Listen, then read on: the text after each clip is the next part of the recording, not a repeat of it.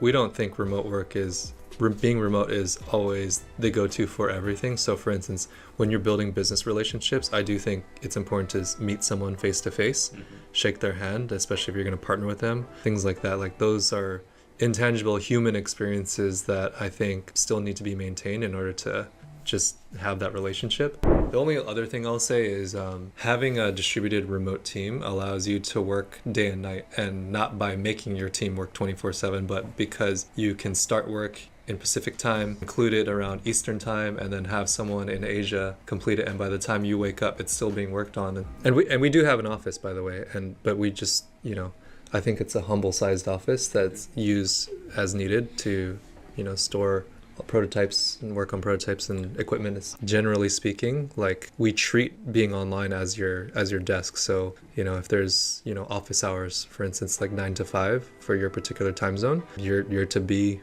available on Slack online during those times and, accessible. I would say tagging, making sure that your message is actually heard. On the receiving end, it's always good to acknowledge with a thumbs up or a check mark. So I think it's just having very good online etiquette and communication skills. That's like a must. Silicon Valley being exposed and our portfolio reflecting kind of what is going on in this area is an advantage for us. So when clients fly in to meet us, even though we work remotely, we have clients from all over the country and sometimes all over the world, and they'll fly in and they'll come into our office and they can really see and feel like the innovation from this area.